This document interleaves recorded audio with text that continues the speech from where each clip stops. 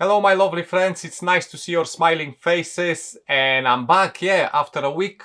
I kind of a sneak out without even telling anybody, but I needed a little break, so everybody needs a little break once in a while, But today I'm coming back and we're gonna make a very nice, easy peasy cocktail.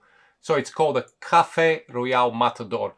It's a very old, probably forgotten, I don't know if it's classic, but it's one of the two Matador cocktails which you should try. One of them is from Trader's Vic, which it's a years later. It's a tropical version of this cocktail. So we're just gonna make this first, and then about the Trader's Vic, I can leave you the recipe down in the description. It's very simple, just replacing two ingredients. Anyway, let's make the Café Royal Matador.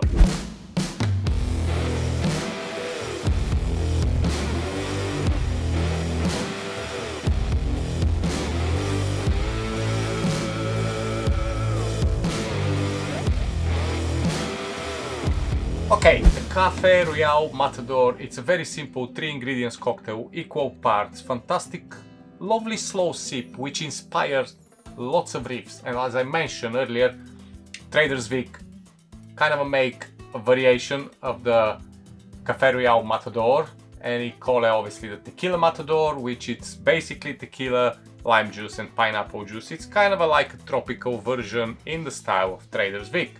But the original one, it's 3 ingredients, vermouth, orange curacao and tequila. And it's dating back to 1937. So it's quite old recipe. And you know, back in these days, everything was around 2, 3, maybe sometimes 4 ingredients. But this one is just 3. So let's see what we have in the mix. So first we have tequila. Now I'm using a silver tequila. However, you can use reposato or añejo. I guess if we use maybe reposato or añejo, it will bring a little bit more flavor to it. But we're gonna stick to the original now. We're gonna stick with the silver tequila. Next one, in my case, I'm using the agave sec. So this is by Giffard.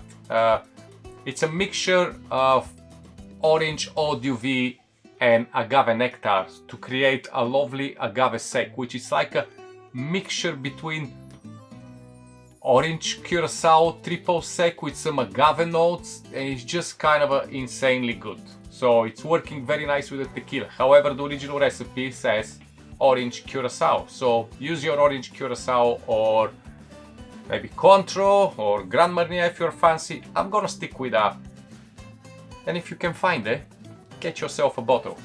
And finally we have obviously the dry vermouth, and in my case I'm using, as I always say, the Rolls Royce of dry vermouth, Noilly Prat, but you use your favorite.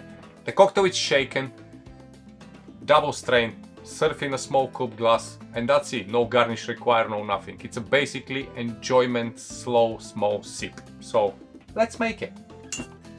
Okay, so as I mentioned, the cocktail is shaken. I'm dropping one just big piece of ice, that's all. I'm not gonna make like a lots of ice, just one will be enough. And the original recipe required 2/3 of ounce, which it's like a 20 ml, but I think I'm gonna do 25. And I'm gonna do 25 ml. So 25 ml of the tequila.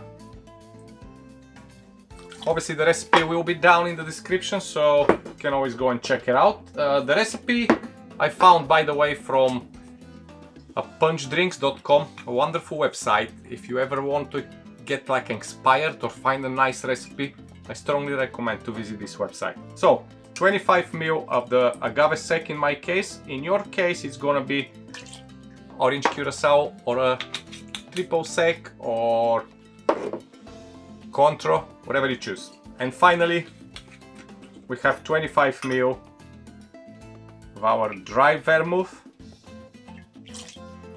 And this is it.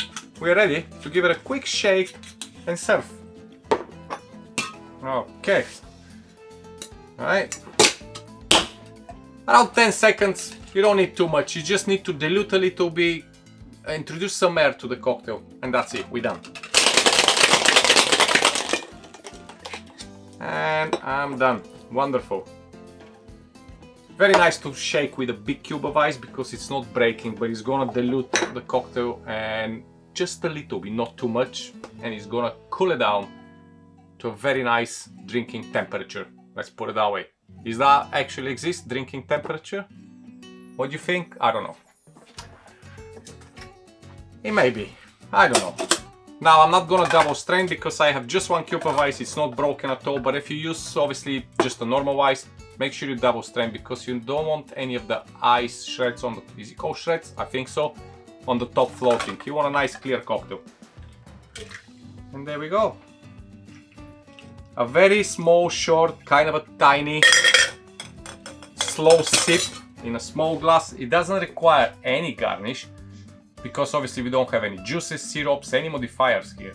Of course, if you want to go creative, go creative.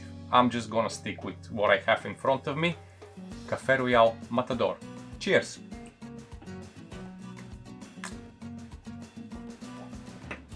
Ooh. That's something, you know?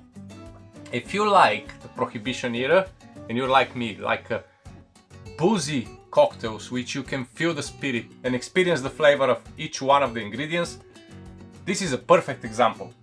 Now because it's shaken, it's gonna be a little cloudy, slowly it's gonna clear up. But when you drink, you have this warm kind of a feeling coming from the tequila with a nice orange nuance.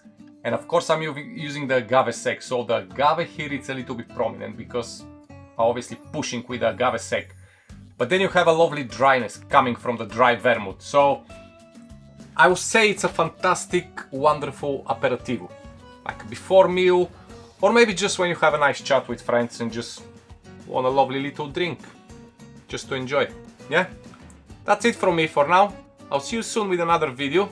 And don't forget, you can always like, share, subscribe, and send me some recipes if you want to see them on the channel. Okay? Get in touch on Instagram, TikTok, here in the comments. If you want to share a recipe and you want me to film it on the channel, get in touch. But for now, as always, stay safe and yeah, go make yourself a little Café Royale Matador and I'll see you next time. Until then, I love you and I leave you. Bye bye.